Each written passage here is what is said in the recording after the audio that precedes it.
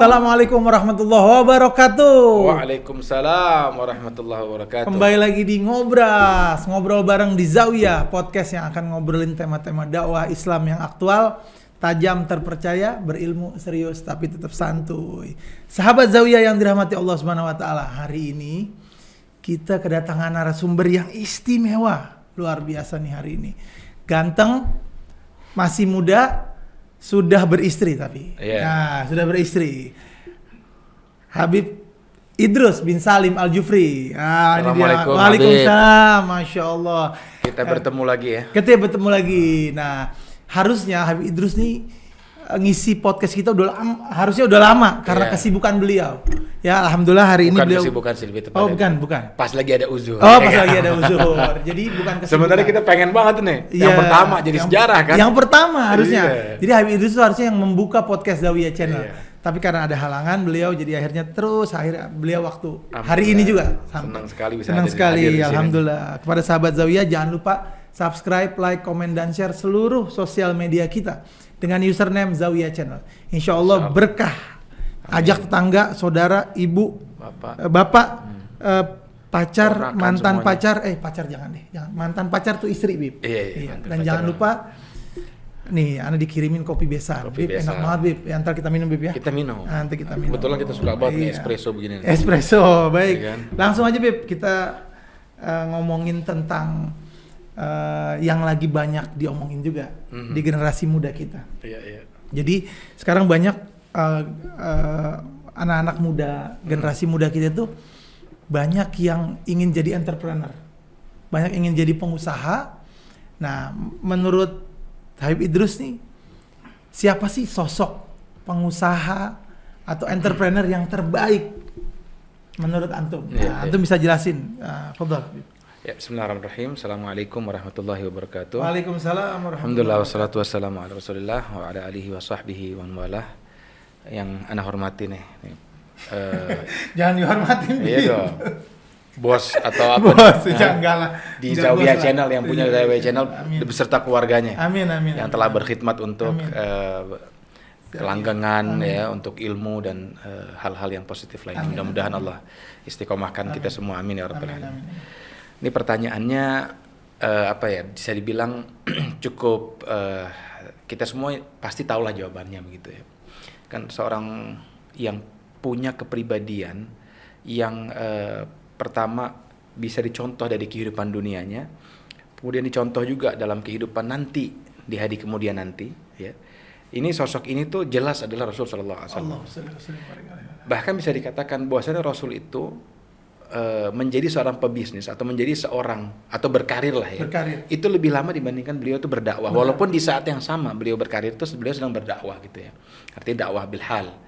Kan dengan kejujuran, dengan ketepatan dalam memberikan info tentang barang yang beliau jual dan lain sebagainya, itu kan sebuah dakwah begitu ya. Betul. Nah, tapi yang menarik adalah beliau tuh menjadi seorang pebisnis tuh lebih lama gitu lah. Artinya fokus di bisnis begitu ya. Fokus untuk kemudian menjadi seorang entrepreneur gitu ya, menjadi seorang wirausahawan itu semenjak beliau kecil gitu. Dan menurut para scholar, artinya kita kan kalau berbicara tentang ulama-ulama kita kan sebenarnya pasti mereka sudah oke dengan kehidupan Rasul sallallahu alaihi wasallam, sudah pasti hal-hal yang positif, tapi ini pun diakui oleh orang-orang dari kalangan non-muslim. Ini yang cukup menarik begitu. Itu yang menarik. Dan kehidupan di Rasul sallallahu alaihi wasallam itu kan ketika beliau muda, beliau itu kehilangan orang tua ya. Kemudian kehilangan ibu ya di umur 6 tahun, kehilangan kehilangan kakek di umur 8 tahun. Itu tuh sebuah perjalanan yang sebetulnya itu jelas sekali sebuah tempaan begitu ya dari Allah kepada Rasulnya ya, adabani rabbi fa ahsana ta'dibi ya. Makanya beliau tuh menjadi seorang yang sukses gitu loh. Dan kalau orang-orang mau nyontoh Rasul sallallahu alaihi wasallam, Rasulullah tuh nggak ada yang singkat ya. Artinya gini, tidak ada yang kita itu bisa bilang, oh kamu kalau mendapat uang caranya tuh seperti ini biar cepat. Oh, jadi instan. Manusia itu kan dikatakan oleh Allah Subhanahu wa taala tuh khuliqal insanu min ajal. Hobinya buru-buru. berangkat pengen buru-buru gitu kan. Ini pengen nyampe buru-buru, makan mau buru-buru, tidur. Pokoknya semuanya mau buru-buru. Samaan juga Bib, ada pasukan buru-buru. Pasukan buru-buru. PBB. PBB. Pasukan buru-buru. Pasukan buru-buru, bener nggak? Betul Bib. Iya. Manusia itu kalau insanu min ajal, dia pengen buru-buru. Kayak sekarang kan ada crazy rich tuh. Iya, Ya. betul. Tapi dia nggak menikmati proses. Sementara Rasul SAW orang yang paling dicintai oleh Allah Subhanahu Wa Taala itu mempunyai proses. Betul. Beliau jadi seorang intern ya. Intern itu magang. Magang. Umur 8 tahun beliau magang ketika meninggal Abdul Muttalib itu beliau magang sama pamannya. 12 tahun mulai jadi karyawan lah dalam tanda petik gitu ya. Karyawannya Abu Talib gitu. Masya Allah. Pertama kali perjalanan keluar Madinah keluar Mekah. Itu antum bisa bayangkan. Harusnya kan seorang orang yang dicintai oleh Allah Subhanahu wa taala tuh hidupnya enak dong. Betul. Makanya curiga kalau kita tuh hidupnya enak mulu gitu kan. Iya. Ini kenapa nih hidupnya enak mulu? Nggak pernah dapat masalah. Jangan-jangan dihabisin nikmat dunia sama kita kan. Nauzubillah min zalik. Makanya itu mungkin sosok yang paling anak kagumi begitu. Masya Allah, berarti Rasulullah SAW Rasul sallallahu alaihi wasallam adalah entrepreneur yang terbaik menurut Habib Betul, Idrus dan juga betul. mungkin menurut kita semua. Menurut kita semua. Iya. Nah Habib, tadi antum berbicara tentang masyarakat kota Mekah. Ya, bagaimana sih sebenarnya masyarakat kota Mekah melihat bisnisnya Nabi? Betul. Nah, antum tadi bilang ya bukan orang Islam saja, bukan Muslim, tapi non Muslim juga menerima Nabi. Nah itu bagaimana tuh Habib? Rasulullah SAW bisa memikat Betul. non Muslim juga. Betul. Jadi Bani Quraisy ini terkenal dengan kekayaannya ya. Kenapa dia bisa kaya? Kenapa Bani Quraisy itu bisa kaya? Antum tahu nggak di Mekah itu, Mekah ini itu kota metropolitan. Mekah itu kota semua orang tuh datang ke Mekah. Sampai hari ini antum kalau lihat Mekah itu hiruk pikuk itu Luar biasa ya? Luar biasa dan orang kaya banyak dari Mekah. Kenapa? Karena banyak orang yang kemudian berdagang laku karena banyak orang yang warawiri. Iya. Ini kan satu contoh ya. Kalau kita mau cari tempat itu yang banyak orang warawiri. Betul. Cari tempat untuk jualan nih, Iya. cari orang yang banyak warawiri. Yang banyak tapak kaki. Yang banyak kelihatan manusia tuh. Jadi biar orang tuh belanja begitu loh. Betul. Nah Mekah ini, ya ini merupakan ardun mubarakah, tanah yang diberkahi oleh Allah Subhanahu Wa Taala dan itu termaktub dalam Al-Quran. Itu jelas sekali ini tuh keberkahannya itu sampai-sampai membanjiri orang-orang yang kemudian berjualan juga di situ gitu loh. Jadi keberkahan itu sampai membanjiri. Makanya kemudian Mekah itu jadi kota metropolitan. Bahasanya untuk bisnis ya. Dan yang paling kaya di situ adalah Bani Quraisy. Jadi Bani Quraisy ini secara default sebenarnya orang-orang kaya. Dan Rasul sallallahu alaihi wasallam tuh ketika dilihat ini orang kok beda sendiri nih. Caranya kok beda sendiri, nggak mau pakai duitnya saudaranya, ya. Padahal saudara-saudaranya kaya-kaya nih. Kaya. Nggak mau pakai bantuan yang ya mempermudah kehidupannya gitu. Kok kehidupan sulit banget. Bahkan beliau tuh sempat berdakwah secara sir, ya. Kita tahu semua di umur beliau yang masih muda begitu kan. Kenapa nih kok beda sendiri gitu loh. Padahal harusnya beliau tuh jadi pedagang gitu. Iya. Karena emang daerahnya itu daerah kaya. Daerah kaya. Harusnya daerah kaya. Dan ketika melihat cara beliau berdagang sampai-sampai Maisarah ya, seorang yang kemudian diutus oleh Khadijah pada saat itu tuh melihat dia tuh mengendorse lah dalam tanda petik mengendorse Rasul sallallahu alaihi wasallam bahwasanya Siti Khadijah nih ya. Siti Khadijah kan punya bisnis, jadi usut Rasul sallallahu alaihi wasallam itu nggak mau lagi sama Abu Talib karena udah kasihan memberatkan orang yang udah tua ya. Jadi beliau itu nyari modal umur 18 tahun gitu ya, cari modal sendiri, nah bentuknya itu syirkah, makanya ada namanya musyarakah. Nah musyarakah ini sini juga ada mudharibnya, artinya orang yang bekerja juga gitu loh. Jadi ada dalam jual beli itu kerjasama yang seperti mudharabah, jadi kita ngasih duit tapi duitnya ini diputar oleh si orang yang punya keahlian dalam memutar uang ya. Nah kebetulan modal. Nah kebetulan Rasul sallallahu alaihi wasallam itu seperti itu. Iya. Ya, bahkan diceritakan dapat 4 unta ya. 4 unta yang bagus yang diberikan oleh Siti Khadijah pada saat itu kepada Rasul sallallahu alaihi wasallam karena berhasil membawa dagangannya keluar dan menambah kalau bahasa sekarang cuan lah. Mendapatkan pundi-pundi uang. Iya. Dan ketika beliau tuh berangkat ya keluar daerah, keluar kota ya, keluar negeri bahkan sampai Syria, sampai Yaman. Ya, beliau tuh sudah menjalankan namanya bisnis ekspor impor. Jadi bisnis ekspor impor yang beliau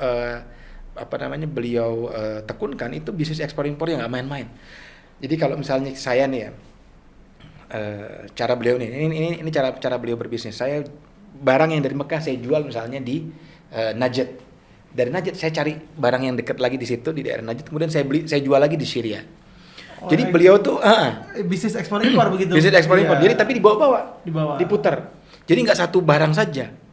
Jadi itu kan satu hal yang jadi sampai di Najd ternyata barang dagangannya habis. Terus dia masih harus lagi berangkat ke sana tapi nggak ada barang mana. Jadi dibeli dulu barang di situ. Dibawa lagi ke sana. Pulang dibawa untung yang sangat besar. Sangat besar.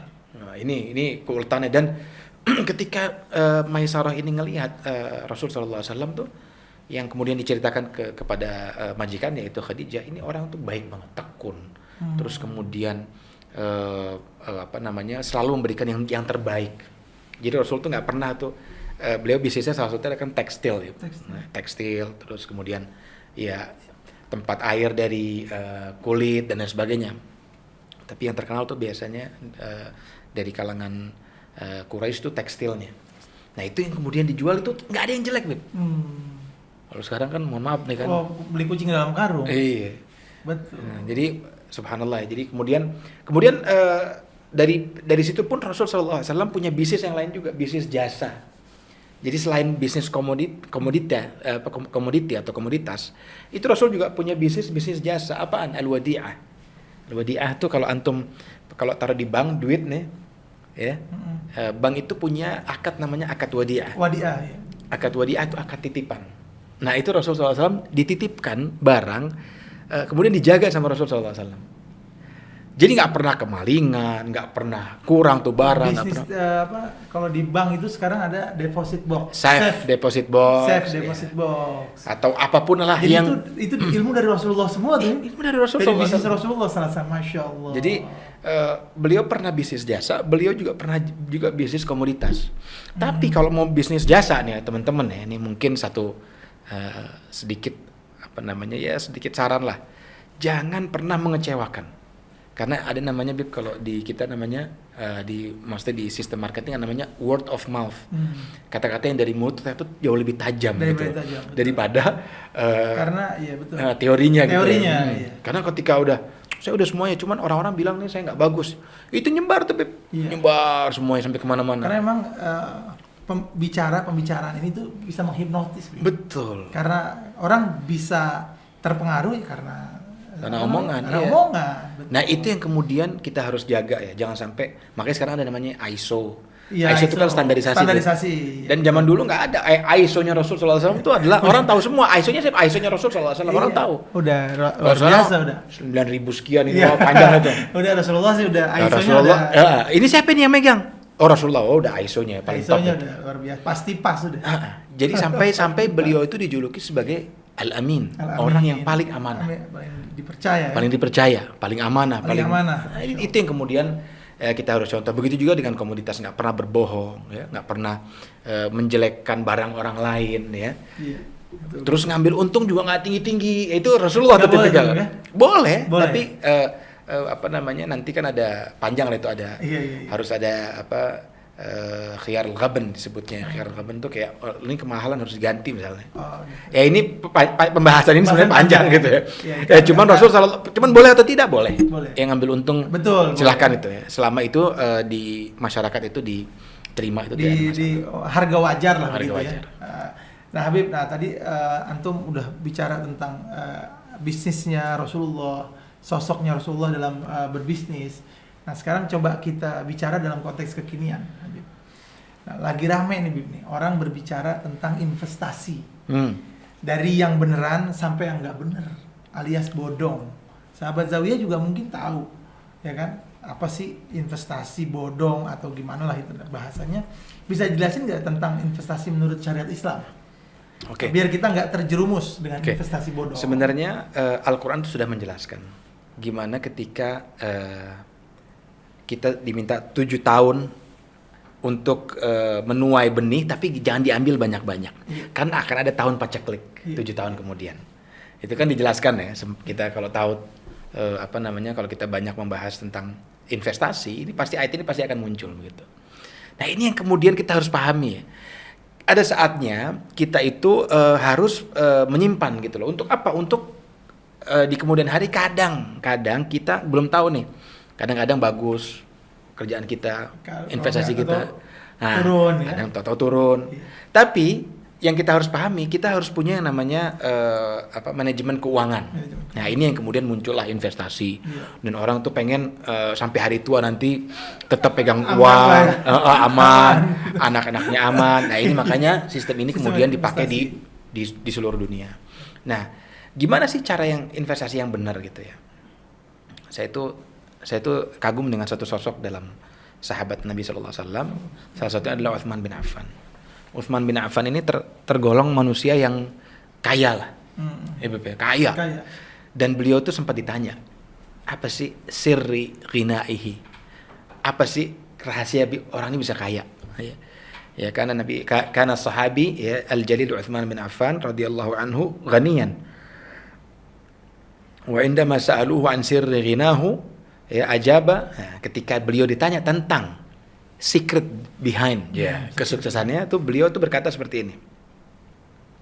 Kuntu u'alij ya wa unammi wala azdari ribhan wala ashtari syaikhan ya wa aj'al ar-ra'sa ra'saini. Ya teman-teman, ini pembahasan ini kita bisa ambil ya buat kehidupan kita gitu loh. Dari siapa? Dari Sayyidina Utsman. Kuntu alis. Sayyidina Utsman ini selalu memperbaiki bisnis dan merawat investasinya. Jadi kalau misalnya kita ingin invest begitu kita perhatikan barangnya benar apa enggak. Ya kalau mau bisnis pun harus diperhatikan. Gak bisa bisnis terus taruh terus jalan sendiri muter, gak bisa. Nggak bisa. Nggak ada yang kayak begitu. Terus dapat duit banyak mustahil. Ya, itu pasti itu Ponzi, skema Ponzi, skema monkey business lah. Monkey business. Ya. Ponzi itu merugikan yang lain lah. Masukin duit ya untuk ngasih untung ke yang lain. Nanti masukin duit lagi, cari lagi orang-orang yang nggak ngerti gitu ya, atau victim gitu ya, masukin sini, kemudian nanti dikasih lagi kepada yang lain yang kemudian bisa seolah-olah menguntungkan. Ya, kemudian dirawat ya dan nggak mudah menyerah. Ya, ini disebut dengan kuntu alis kata Sayyidina Utsman. Ya, kemudian yang kedua wa unammi yang ngambil keuntungan sedikit. Sayyidina Utsman ini selalu ngambil keuntungan sedikit, nggak banyak-banyak kalau dia bisnis. Begitu juga dengan investasi. Investasi itu nggak perlu yang tinggi-tinggi angkanya. Kamu saya kasih 10% setiap 2 bulan sekali atau setiap sebulan sekali. Ini kan too good to be true kalau bahasa anak zaman sekarang. Zaman now tuh bilang ini terlalu indah buat jadi kenyataan. PHP-an. PHP. PHP 10%, 20%, 30%. Padahal bisnis itu yang normal itu setahun tuh 10-15% keuntungannya. Lebih itu. Setahun. Ya kan deposito aja sekarang berapa? 2,5% paling tinggi. 2,5%, bayangin.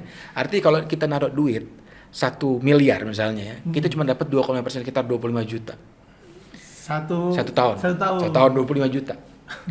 Dipotong sama pajak tinggal berapa gitu? Ya kan pajaknya sekarang kalau nggak salah 20 sekian persen. Saya kurang update ya, 15-20% tergantung berapa. Ya habis duit. Masa setahun 2 juta padahal inflasi kita sudah di angka 3,5-4%. Artinya uang itu nggak akan nyampe gitu loh ke angka inflasi. Makanya ada yang namanya bisnis. Dan kalau bisnis 15% berarti kan dia udah nutup inflasi.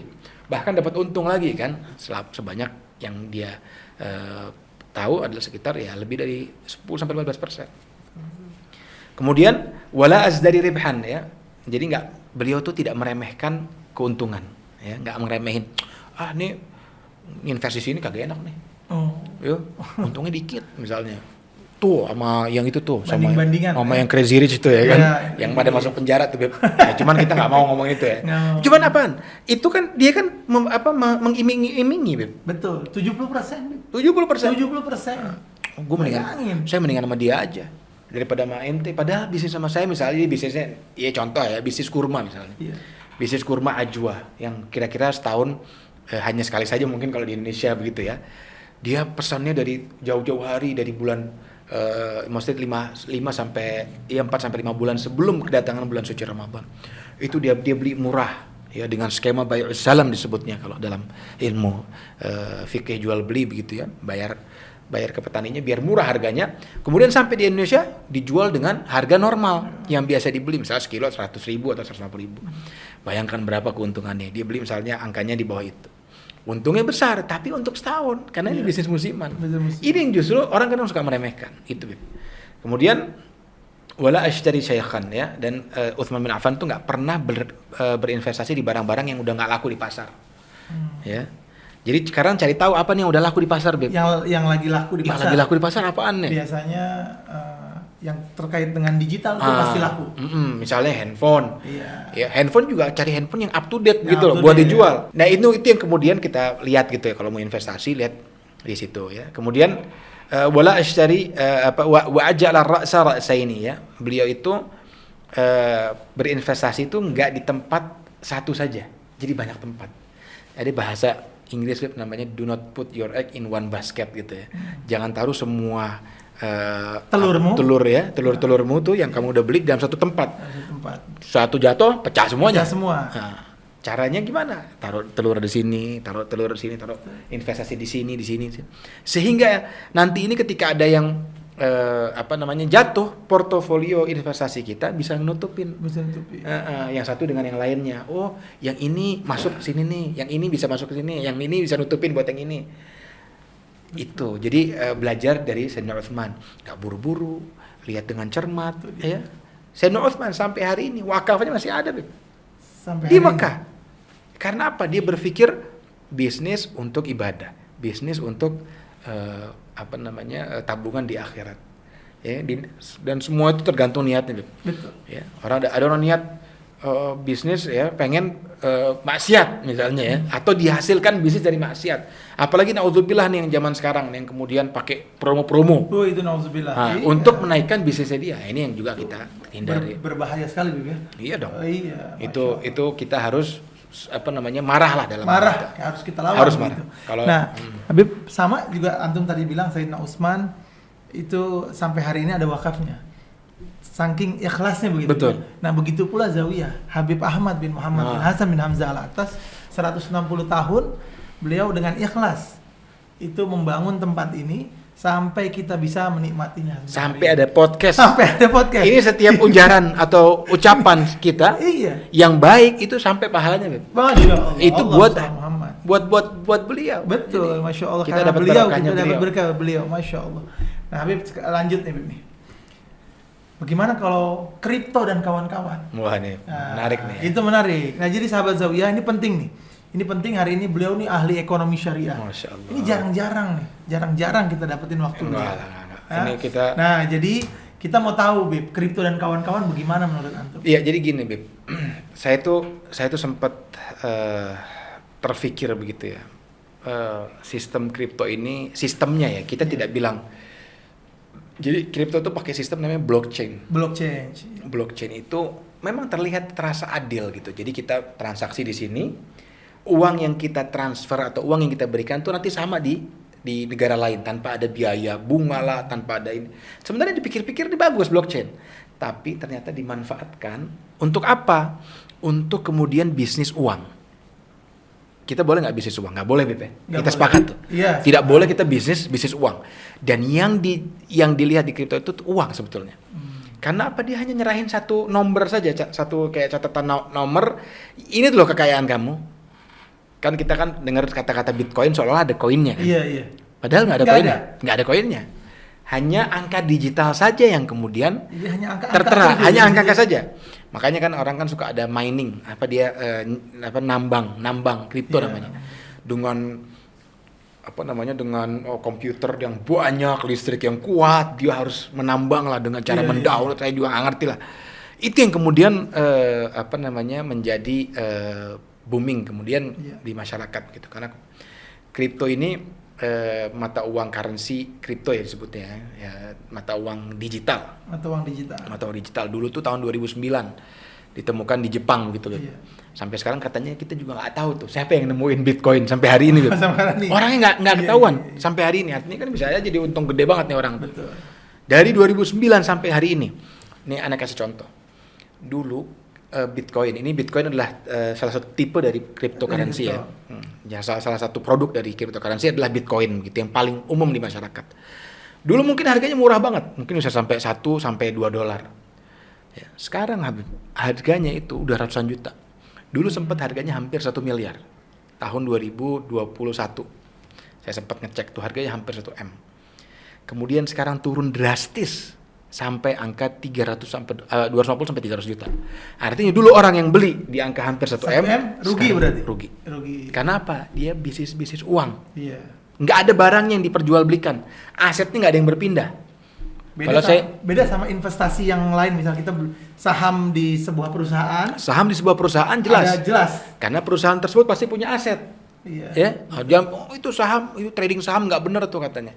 Iya. Tergantung itu, makanya saya bilang tergantung niatnya mau spekulasi itu mau apa. Iya. Oh saya niatnya nih mau jualan cepet aja nih, makanya pakai duit orang, ngambil ini segala macam, minjem lah apalah. Ya itu udah cacat transaksinya. Tapi kalau kita ngelihat bener, oh saham, apalagi di Indonesia sekarang saham udah gede banget kan. Bagus ya.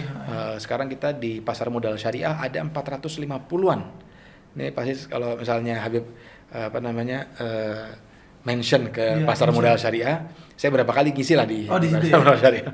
Itu mereka pasti akan repost gitu. Artinya mereka senang ketika kita punya awareness. Iya. Kita punya ahli syariah pasar modal yang kemudian tuh mengkontrol langsung, Betul.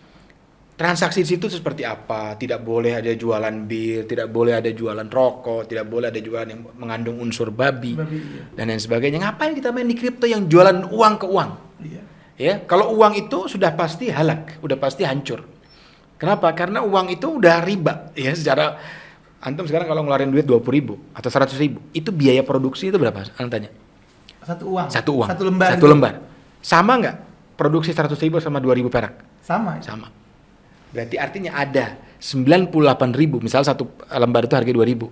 Antum punya uang 98, antum punya uang 100.000. Artinya antum punya 98.000 yang entah dari mana asalnya. Iya. Benar nggak? Ini kan secara dari pemikiran dari nilainya. Ya. Dari nilai. Berarti kalau kita jual 100.000 uang, harusnya kita jual 2.000 dong. Iya nggak? Nggak kalau secara ininya dong. Iya. Nggak mungkin, tapi ini nggak mungkin kita perjualbelikan karena ini tuh udah halak, udah hancur kalau kita tuh jual beli di situ. Karena apa? Harganya nggak jelas, Beb. Ya, harganya itu tidak jelas. Tapi kalau misalnya kita punya surat tanah, ya surat tanah, Beb. Iya. Surat tanah. Surat ini merepresentasikan aset yang besar. Kalau uang merepresentasikan apa di kehidupan kita? Nggak ada kan? Kita punya uang nih. Ya, kalau kita mau beli masih oke, tapi kita dia tidak merepresentasikan apapun, Beb. Kalau uang ya? Iya kan dia itu medium. Kecuali medium of exchange. Kecuali kita beli itu ya. Kecuali kita beli dengan baru barangnya ya. Nah kalau kita bisnisin medium of exchange atau tempat arah untuk jual beli, itu udah pasti rusak jual beli kita. Nah ini yang kemudian dari zaman dulu itu nggak boleh jualan. Kalau betul nggak? Koreksi kalau anda salah. Kita nggak boleh jual beli uang. Bolehnya penukaran uang kan? Penukaran uang boleh. Penukaran uang boleh. Jual beli uang nggak boleh. Nggak boleh. Jadi fabi'u ma syi'tum idza kana yadan biyadin. Kalau misalnya ada perbedaan antara mata uang, boleh kamu melakukan penukaran. Iya. Jual beli lah. Itu kan jual beli juga namanya kan. Nah, berarti kan kripto konsepnya begitu kan? Nah, kalau dia uang kan? Nah, kalau kripto ini dia ini tidak bisa kita bilang sebuah currency karena tidak diakui, Beb, di negara manapun. Ya. Nggak diakui ya? Ada di beberapa negara mengakui, tapi di negara kita nggak mengakui. Artinya hukum positif kita tidak mengakui itu adalah sebuah currency. Bayangkan, hukum positif nggak bisa, hukum syariah juga nggak bisa. Hukum positif maksudnya hukum negara. Hukum negara, iya, hukum negara. Itu tidak mampu untuk menanggulangi kecacatan dalam kripto karena tidak diakui. MUI juga bilang kripto nggak bisa dibuat investasi. Nggak bisa investasi. Walaupun belum keluar fatwanya, BP. Iya. Sampai hari ini, sampai mungkin podcast ini disiarkan nantinya mungkin belum keluar, tapi nggak tahu kalau podcast ini tahu 2 hari atau 3 hari besok ada keluar fatwa, Allah alam. Iya. Tapi artinya itu posisi kita lah. Mereka itu nggak punya dasar hukum yang jelas. Iya. Nah, Habib, pertanyaan terakhir nih. Luar biasa, udah seru banget kita, cuman karena memang waktu. Betul. Habib Idrus juga udah mau ada isi tempat lain. Nah, jadi Habib, tips dan saran untuk sahabat Zawiyah yang ingin berbisnis dan berinvestasi. Iya. Nah, misalnya investasinya udah deh tanah atau apa gitu. Kira-kira apa tuh? Mungkin kalau zaman sekarang saya akan kasih beberapa. Kalau tanah itu kan investasi duitnya gede, Gede. Begitu juga dengan emas. Emas kan 1 gram udah berapa? 1 jutaan. 1 jutaan. Iya. Artinya nggak mungkin kita beli cuma 1 gram doang dong. Ya, gitu. Untuk investasi 1 juta itu menurut saya besar sekali begitu ya. Kalau Anda biasanya 2 gram maksudnya. Oh 2 gram. Satu enggak ada 2 aja. Lanjut Bib. Ya artinya kita butuh berapa puluh gram gitu untuk Iya, mendapatkan pasti. kan investasi yang besar. Iya. Anda kasih beberapa hal. Milenial zaman sekarang ini Iya. kan cakap dengan teknologi. Teknologi. Kita tuh punya namanya tadi tuh yang Anda katakan pasar modal. Pasar modal syariah itu 100.000 perak itu kita bisa nanam di situ. Artinya kita bisa taruh. Kita bisa taruh situ. Nanam di situ lah. Kita bisa investasi lah situ. Investasi. Memang emas itu adalah sebuah pilihan, Beb. Iya. Jadi kalau Ana nanti bisa ngasih slide inilah ya, Iya. karena ini nggak bisa kita tunjukkan dengan karena nggak tahu caranya seperti apa. Anda bisa bandingkan antara tabungan, deposito, emas, sukuk atau saham, mana yang paling bagus. Nah, jadi kalau tabungan itu, kalau sekarang tabungan antum naruh duit di bank, antum jamin nggak masukin di deposito, itu pasti penghasilan antum sedikit sekali. Kadang-kadang juga kepotong. Kadang juga kepotong kan dari biaya admin dan lain sebagainya. Iya, potong, Kita bicara bank syariah, Habib ya. Iya. Ini kita nggak bicara bank konvensional. Bank konvensional, Karena iya. bank syariah yang sudah ada fatwanya lah. kurang lebih Iya, seperti iya, itu. betul. Ada 135 fatwa lebih yang terkait dengan bank perbankan dan juga non perbankan gitu. Nah, kemudian ada deposito. Deposito itu sekarang kisaran 2,5 sampai 3%. Kalau tahun ini ya, tahun 2021 dan 2022. Kemudian kalau emas itu angkanya itu dahsyat. Beb. Emas. Jadi kalau antum misalnya punya uang misalnya, contoh misalnya uang lebaran anak gitu, Beb. Ini kan contoh ya. Gimana cara kita mengajarkan manajemen keuangan terhadap anak. Anak punya duit lebaran, ya misalnya dia punya duit lebaran 1 juta misalnya, dikumpulin 1 juta. Itu kalau ibunya punya pandangan tentang investasi itu bagus, dia akan berikan ke emas. Kenapa?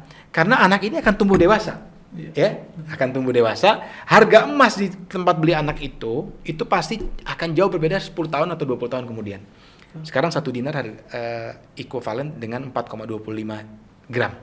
1 dinar. Oh, 1 dinar. 1 dinar. Dari zaman dulu sampai hari ini harga kambing 1 dinar. Ada perubahan nggak sekarang? Kambing harganya 4 juta gitu ya? Sekarang iya. Benar nggak? Betul. Nah, dari zaman dulu sampai zaman sekarang itu kambing harga segitu. 1 dinar. Nggak ada perubahan. Yang berubah uangnya makin jelek. Jadi menarik Bib ya, kita punya Rasulullah SAW tuh menaruh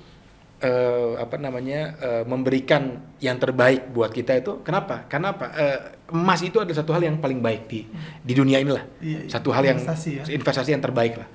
Ya, jadi kalau taruh di tabungan 1 juta sekarang sama 1 juta 10 tahun lagi. Ketika anak itu dewasa, mungkin udah habis duitnya. Udah habis. Habis kegurus sama inflasi, habis kegurus sama biaya admin. Ya. Sejuta habis. Iya. Jadi kalau kita nabung di bank, salah. Jadi rajin pangkal kaya, Rajin pangkal pandai. hebat pangkal kaya ya. Terus kita harus suruh investasi lah. Nabung pangkal kaya ya. Iya, hemat pangkal kaya sebenarnya. Tapi nabung pangkal kaya. Pangkal kaya kan Iya, sebenarnya betul. nabung di mana nih? Iya. Nabung investasi apa nabung di bank? Iya. Ya, bukan hemat ya, maksudnya tadi nabung. Nabung Pangkal kaya. Tapi kalau nabungnya jadi sekarang 1 juta sama sekarang 1 juta beda. Iya. 1 juta nanti itu Turun udah beda. nilainya, Udah turun, udah Iya. drastis turunnya. Beda. Kemudian ada lagi yang namanya sukuk. Sukuk itu seperti surat hutang. Surat hutang. Jadi bank negara nggak punya duit, Beb. Iya. Dikeluarkan surat hutang. Surat hutang. Nah, cuman alhamdulillahnya kita punya namanya sukuk. Negara nggak ngeluarin surat hutang, tapi negara surat membiayai kita diberikan kesempatan untuk membiayai negara. Biaya negara melalui Dalam surat tanda petik hutang. melalui surat hutang. Ya enak ya, paham? Mudah-mudahan paham ya. Paham. Nah, kita ngelihat akadnya, wah akadnya mudharabah nih, cakep nih, saya ngeluarin duit, nanti negara yang muterin duitnya. Ini tinggi Beb angkanya. Ya kalau zaman sekarang mungkin sekitar 6%, kalau zaman dulu sempat 10%. Artinya setahun duit antum 1 miliar misalnya, nambah 100 juta setiap tahunnya. 1,1 nambah Jadi terus jadi 1, setahun ya. iya. Yang saham itu yang paling tinggi.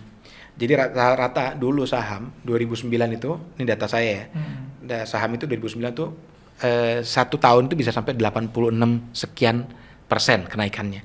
Tapi kalau dirata-ratakan, antum bisa lihat nih, 10 tahun aja itu 15,65%, sesuai nggak sama yang Anda omongin tadi? Artinya kemungkinan besar tuh kita tuh keuntungan kita per tahun tuh sekitar 15,65%. Nggak jauh. Nggak jauh nih. Nih, kalau sukuk sekitar 7,8%. Nah, itu tuh. Nah, baik di zoom. Mungkin bisa di zoom kali ya. di zoom. Nah, udah zoom. Nah, jadi itu biar sahabat Zawiyah ngeliat. Jadi kita bisa tahu nih, oh ternyata ini semua syariah. Kenapa? Betul. Ini tadi kan beliau minta kira-kira di mana nih yang paling bagus. Betul. Tanah bagus, nah, itu otomatis, Beb. Otomatis. Ya, otomatis. Tanah, Beb. iya. Tanah itu udah pasti bagus lah. Udah pasti bagus. Tapi kan duitnya gede. Duitnya gede. Ya jadi kurang lebih seperti itu. Jadi iya.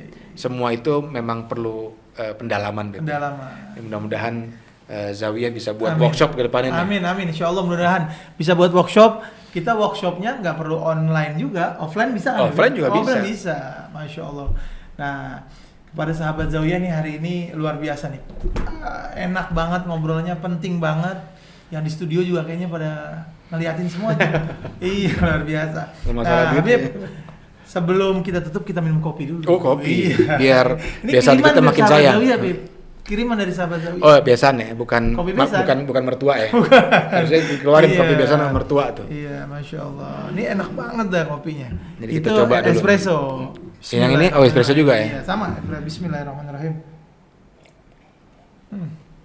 Oh, beda dong Hah? kopinya. Kalau dingin, Beb, ada dingin lagi. Tadi udah agak nggak terlalu dingin. Udah kunjungin Instagramnya. Kopi Besan. Ya, kepada seluruh sahabat Zawiyah, kita sudah di penghujung. Nah, di penghujung podcast, alhamdulillah. Ana mau kasih tahu ke antum, beliau ini ahli ekonomi syariah. Enggak. Terusnya beliau juga adalah Ketua Umum Himpunan Dai Muda Indonesia. Beliau juga adalah salah satu Ustadz Habib yang celing-celing bling-bling. Wah, ganteng celing-celing maksudnya. Iya. Nah, jadi kalau antum mau kunjungin Instagramnya langsung Idrus Jufri, @idrusjufri ya. Idrus Jufri. Kalau ana Instagram ana Muhammad Umar Latas. Dan jangan lupa, subscribe, like, comment, dan share seluruh sosial media kita dengan username Zawiyah Channel karena penting untuk terus bisa membantu dakwah kita. Betul. Nah, tadi Habib Idrus bilang ada yang namanya istilah uang digital, Be. Mau digital. Uang digital ya? Apa tadi? Cryptocurrency. Cryptocurrency bukan, investasi digital. Investasi digital. Nah, yang paling bagus adalah kotak amal digital Zawiyah Berbagi. Nih di sini nih. Di sini atau di sini. Nah, di bawah. Oh, apa di atas? Nah, ntar deh, nggak tahu. Nanti ditaruh di mana tuh? QR code-nya scan. Itu investasi akhirat. Oh iya. Iya, itu Langsung yang paling penting. Di post dulu, scan. Scan, langsung di scan. Nah, Nah, itu deh. itu QR code. Investasi digital, investasi akhirat sampai anak cucu berkah. Tijaratan lan tabur. Nah, Masya Allah. Jual beli yang nggak akan pernah rugi kalau urusan begituan. Iya, Zawiyah Berbagi namanya. Insya Allah mudah-mudahan kita bisa terus menghadirkan konten-konten yang menarik dengan narasumber yang menarik, istimewa. yang luar biasa. Beb, harapan untuk Zawiyah Channel terakhir. Bagaimana harapannya? Anda rasa mungkin kita itu saya itu termasuk orang yang sangat menghargai dan juga respect terhadap dakwahnya Zawiyah, Amin. kemudian dakwahnya para habaib. Amin. Kita di mata mereka sangat-sangat kecil sekali, belum ada apa-apanya. Jadi harapan anak ya harapan mereka semua. Amin. Harapan mereka semua tuh apa kita ikut sama Masya para habaib kita, para ulama kita. Harapan mereka adalah membesarkan dakwah ini. Amin. Zawiyah hanya sebuah perahu sarana, besar, ya, perahu. yang kemudian kita bisa ambil dan kita bisa dapat nantinya insya Allah kita dapat syafaatnya Nabi Muhammad SAW. Amin ya Allah ya. Itu yang paling penting, Bet. Iya.